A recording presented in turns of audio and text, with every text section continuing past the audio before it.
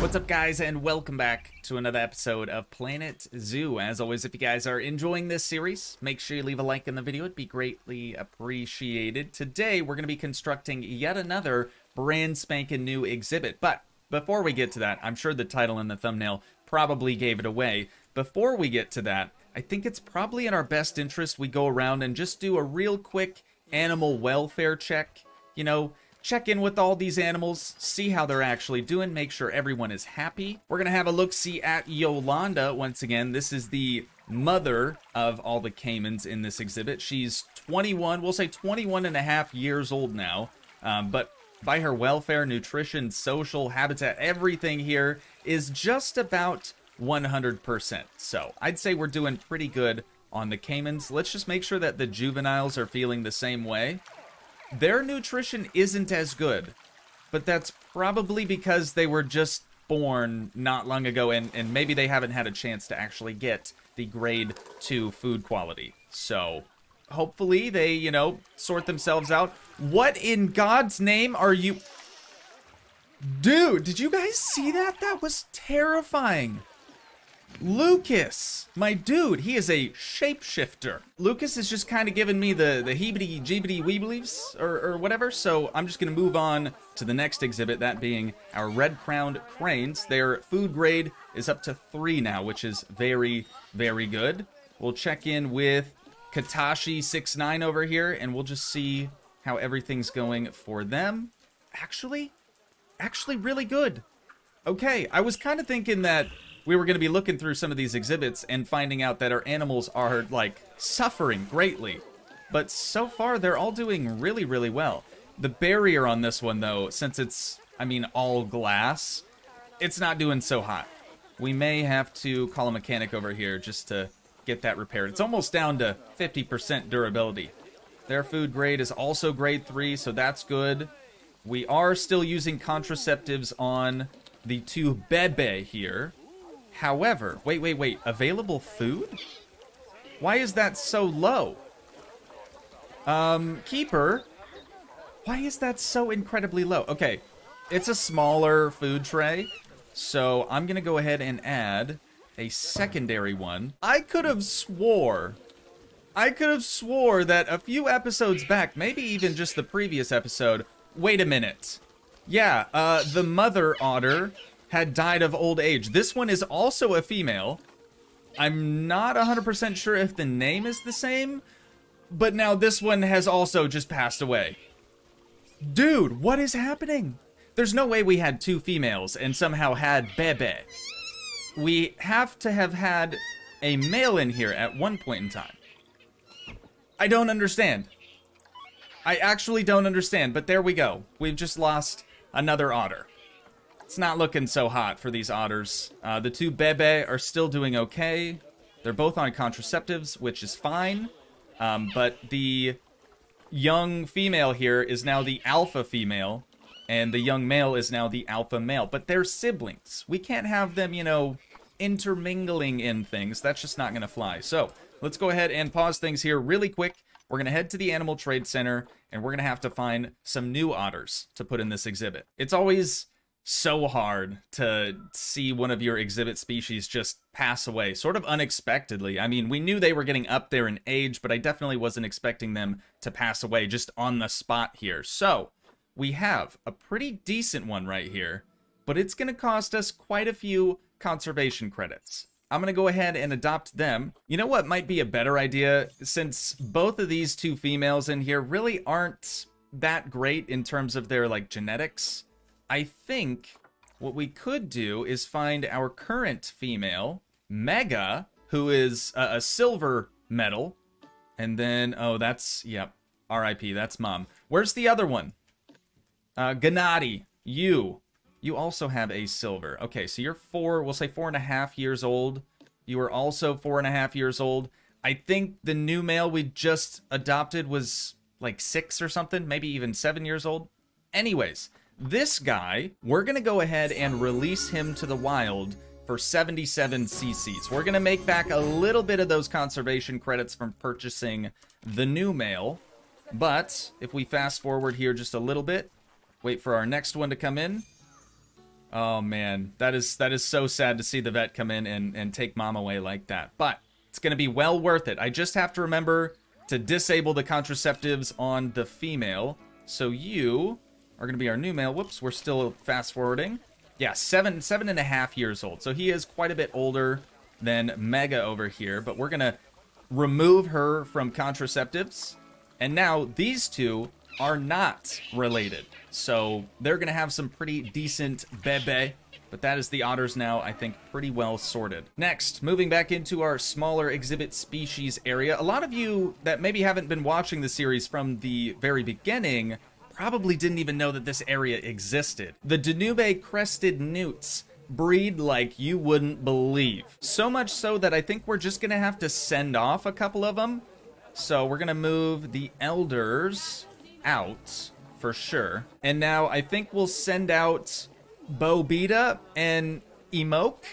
No idea if that's proper pronunciation. And we'll keep Baglarka. Love that. Love that name. Great names. Great names all around. So these two we're going to send out of here. And then we'll only be left with one male and one female. Moving on over to our Diamondback Terrapin exhibit. We actually only have one animal in here right now. So they're not breeding. Obviously you need 2 animals to do that. But I think they're probably okay. They're not quite elderly. Never mind. Spoke too soon. The boa constrictor is definitely an elder. So what we're going to do here, once again, move them out to the trade center. We're going to pause things so our guests don't freak out that there's just suddenly no exhibit here. And we're just going to adopt another one of those. We've got a silver medal female boa constrictor right here named Julieta. So we're going to go ahead and adopt her for just 1,000 buckaroonies. And this is going to be where she's going to be staying at from here on out. We're going to let things play out here, and we're going to check out our animal storage. And all of these animals, honestly, if we can release them to the wild, I'm going to do that. But if we can't, we'll just have to do a quick trade. I really don't want them to sit in storage for forever. But it's really just the Danube crested newts, and then also that boa constrictor. All right, we should be up to speed with all of our exhibits now. Everything is looking much, much better. Those exhibits that obviously needed assistance have gotten it. Oh, we have an inspector here. Okay, we got 5 stars on everything so far. Let's speed things along until they make their way out of the exit to the zoo so we can see their final report. We got 2 stars, again, on education facilities. You guys, I really need to improve that score. We've got 4 stars overall for the entire zoo. I'm pretty happy with that, but we can do better. We can do better, and we will do better. But now, I think it's finally time that we start on this new exhibit. So as you guys would have seen from the title and or thumbnail for this episode, we're doing the Capybara, or Bara. The internet seems a little skewed on what the proper pronunciation is, so I'm just going to continue to say both. To get us started here, I'm first just going to go around and delete that path that we spent a tremendous amount of time in the previous episode working on. And then we need to make sure that the snap alongside barriers is turned on. So we're going to continue bringing this over. Oh, I forgot about this thing. It doesn't really want to line up, does it? Okay, that's as good as it's going to get then. What we need to do next is sort of figure out our terrain elevation. Obviously, the entire zoo is pretty flat. If we ever do elevation, we definitely need a border, or like a backdrop almost, similar to what we have over here for the otters. My initial idea for this was, again, just to sort of use only the aquatic faux rocks that are available. But these rocks down here, the dynamic mossy rocks, I think if we do this right, we might be able to end up with something that looks fairly realistic. So all I'm going to do is sort of put this one up on its side. When you do that, the dynamic moss portion of this just puts the moss on the top edge. So I think if we stack these, sort of do something just real quick here so I can show you guys sort of what I'm thinking.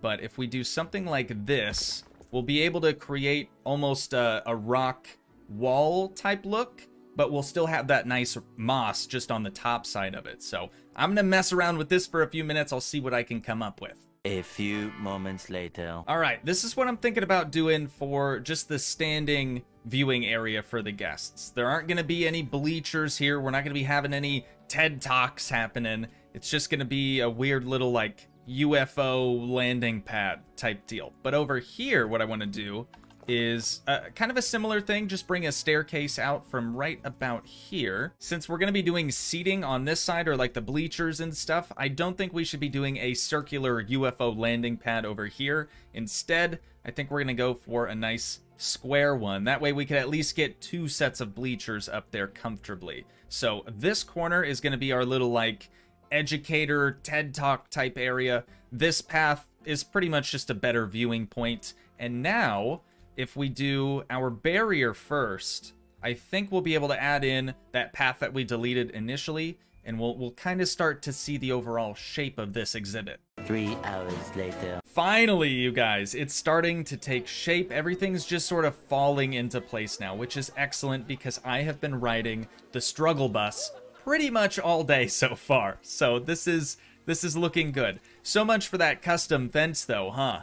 Yeah, that's just a generic Planet Zoo fence. We can always go through later and adjust it, tweak it, make it look a little bit nicer, a little bit more presentable. But for right now, I think it's going to get the job done. So, as I was constructing this, I tried to just keep stepping back, and then I had a sudden realization that these animals are very, very small.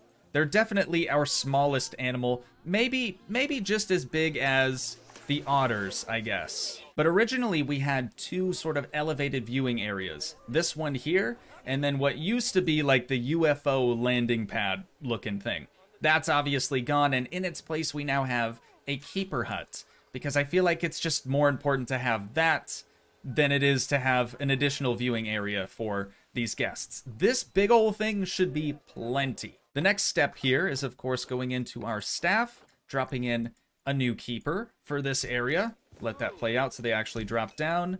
And then you, Edgardo Whitehead, you are going to need your very own work zone. So we're going to select your keeper huts, the actual exhibits, and then also this staff resting facility right out there. With their work zone now sorted, we're finally ready to adopt some capybara or capybara. Again, say it however you want. At the end of the day, does it really matter? Probably not. Let's see what we're working with here. We have Nathaniel, Alfonso, Emilia, and Olivia. I think Alfonso, oh, his longevity is not great. I think Alfonso and Olivia are probably going to be our best bet here. So let's go ahead and adopt Alfonso. We'll move him to his new habitat. And now we actually might have a few different options. Miranda isn't really any better than Olivia, so... Oh, dude, there's another Alfonso as well. That's kind of funny. Let's go ahead and adopt Olivia, and we will bring her to her new exhibit as well. Alfonso has now arrived at the zoo. Oh, actually, you know what? They're quite a bit bigger than I thought they would be. Okay, this male is about a 67% size gene, so he's not the largest, but he's also not the smallest. Olivia has also just arrived. She seems about the same size. Wait, you're injured? Already? Okay, we're gonna just call the vet straight away. That's lovely. Are you chilling? Yeah, you're chilling. Alfonso's a brute, dude. No sweat. Okay, so let's check out their terrain. They're gonna need some hard shelter, which is something I really didn't even consider. With the terrain now painted, he's starting to come around, all right? Everything's looking a little bit better for him. I think he's gonna be quite a bit more comfortable. Now what we need to do is just try to go around and make some small little divots, just deep enough so that we can put a little bit of water inside. I'm also going to sprinkle in just a little bit of rock in there to make it look, you know, quite a bit more realistic. Looks like we need just a little bit more out here. And then I think that is our first pool done. It's not super pretty right now. I realize this. But I'm just trying to get the animals what they need for right now, and then later, as we usually do, we can come through and make it look all pretty and whatnot. With our first little pool done, we only have 204 square feet of navigable swimming area for these animals, which isn't very good. We definitely need quite a bit more than that. So rather than just trying to make little like pits here and there, I'm going to try to utilize the flatten to terrace tool, and I'm probably like right in the way of this. Yeah, I totally am.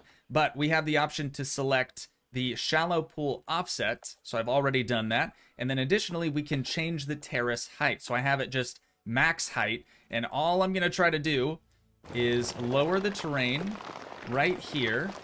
We're sort of going to create like a crescent shape. Now what this is supposed to do is make it way easier to place just a very shallow pool of water. And that actually looks really, really good. So let's go ahead and hit play. Okay, he just kind of disappeared on us, but he's back. Now let's go back to their terrain. That is plenty of water. That is more than enough water. So we're going to have a tiny little watering hole over here. And then in addition to that, we'll have a nice larger spring just over here. I never really like using the pre-made structures and things, but for something like this, just the way that today has gone, I'm okay with this. I'm actually okay with this. Oh, and Olivia's back as well. Hopefully she's no longer injured. She just kind of lays down as soon as she enters the habitat, which is strange. But nonetheless, what I want to do is place this just along that back wall. Right there, I think that looks pretty good. We may even need to lower it down just a tad. That way it's a little bit easier for them to, you know, actually get up there. So, we have hard shelter now. Yes? Please? Let's check terrain. There it is. 100% hard shelter. All right. I'm feeling it. I'm feeling it now, Mr. Krabs. I think I want to use the leaf bedding. So we're going to do one there. We'll do one there. And then just kind of sprinkle in maybe a few smaller ones in here. Make it look a little bit more realistic. All right. That looks fine. You're having a heckin' dump right there, aren't you? This is, as of right now, the most uninspiring exhibit we have in the zoo, and it's probably the most popular. Wait. No. Disease. Cowpox?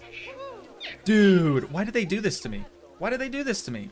They're always getting some sort of disease. Disease is now life-threatening, of course. These animals obviously need some food, so I'm gonna place this right there in the center of their habitat, and that did disrupt the terrain just a little bit. So we're just gonna grab the smooth tool, come around the backside, try to smooth that out just a little bit. Now I'm gonna grab this water jet rock, which is something I've never used before, but I'm gonna put one over here. We're gonna do one over here, and then of course one in the tiny little pool that we've just made. And it is exactly what I thought it was. Just a little tiny fountain. There are also like bamboo fountain looking things as well.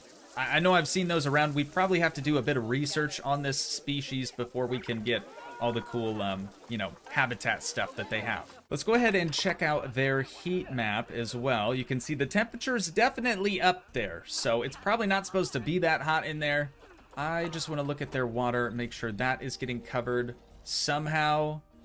It's clean for right now, but I don't think that's actually going to last that long. So let's go ahead and pop down another water treatment facility right behind the keeper area. And in addition to this, we should probably add the water temperature regulator, because I'm pretty sure we need their like little springs to be a certain temperature as well. Right, so if I were a capybara or capybara, what water temp would I want? 55 to 108 degree Fahrenheit water? That seems pretty toasty on the higher end of things. Let's just make sure that it's in between 55 and 108. Both the larger pool and the smaller pool are sitting at a nice 68 degrees Fahrenheit. Almost 69. It's really that close. I think that's probably fine. Their keeper's gonna be bringing out their first round of food. It's just grade 1 right now. We do still have to do a ton of research, but I'm really curious to see what they actually eat. We've got just a bunch of vegetables in here, maybe some melon as well. I can definitely see lettuce, carrots, and possibly some potatoes, as well as just like a rectangle. That's a piece of broccoli for sure, and that's a big piece of broccoli. I don't know what these little like rectangle yellow things are. Maybe like cheese cubes or something? We'll go with that. They seem pretty stoked about it though. See, in my mind, this is something that I just feel like I need to keep apologizing for. Like, this exhibit is not at all what I thought it was gonna be. But you know what? We're rolling with the cards that we've been dealt. I don't think it's terrible per se, but it does seem a bit rushed. I can promise you guys though, this has not been rushed whatsoever. I've quite literally spent a good chunk of my day now just trying to get us to this point. So what we're gonna do next is grab the railing and the bleachers, and we're just gonna get these things in place. That way we can eventually have another educator out here trying to educate these guests, giving their little TED Talk and things about, you know, what this species is really all about. You can see, I think that's the female taking a snooze. No, that's Alfonso. I can almost guarantee that if any of you have seen literally anyone else try to create a capybara or capybara enclosure exhibits, theirs is probably quite a bit nicer looking than this one. Again, I can almost guarantee that, but as I mentioned, we do still have a ton more research that we need to do on this species. That way we can get all their cool little like trinkets and enrichment things that'll definitely make this space look a lot better. Also, we're still missing our plants, our foliage, all the things like that. So it'll look better. It'll definitely look better. But for right now, this is what we're working with. They seem pretty excited about it. We still have high amounts of litter throughout the zoo, which doesn't really make sense. Oh, yes, it does. I had to delete most of our trash cans over here because, you know, we had an entire path to redo. It looks like they just need a few more enrichment items. Again, we don't have a whole lot to work with here, but I think they'll probably enjoy a nice rubber duck. Who doesn't? And then let's get a small bowl right over there. That's just gonna roll right down into their little puddle, I guess you could call it. We've now completely maxed out their species toy enrichment. Now we're gonna have to do, again, some research so we can get their food enrichment stuff in place as well. But again, for right now, they're living lavishly, or as lavishly as they can. Did our otter ever make it back into the habitat? Are they still missing in action? No, they're good. Okay, he's back, ready to go. Good deal. We didn't lose another otter, dude. I wouldn't have been okay if we lost 2 otters in one episode. That honestly would have made me real sad. But these two over here are about to, you know, mingle and stuff, which is cool. What do you got? What are you doing? It was like in slow motion. You're not even anywhere near each other. Okay, is it happening? Has it already happened? Yo, you have a bunch of scratches on you. Why do you have all the scratches on you? Do you have any scratches? No, you're chilling. I wonder what that's all about. Are you diseased or something? No, seems good. Maybe that has to do with your injury that was noticed earlier. I can only assume. But we have offspring due February, year 47. I find it really hard to believe that this whole zoo has almost been open for nearly 50 years. And we only have 4 exhibits. But we're going to keep on trucking, you guys. We are just getting started. So, back to our list of overall zoo animals here. We've now completed, well, I say completed, we still have a long way to go with the capybara, or capybara. But the remaining animals that we have are going to be the Nile lechwe, it's actually lechwe, the platypus, and then the wild water buffalo. Those are all the animals that have yet to be added into this zoo. Honestly, I feel like I just need to start winding things down here, because the more I do to this exhibit, honestly, the worse it gets. As I said, today's just not my day, but I do hope you guys enjoyed nonetheless. If you did, please leave a like, leave a comment, help support the dream by smashing that subscribe button, and I will see you in the next one. Thanks so much for watching, guys. Peace.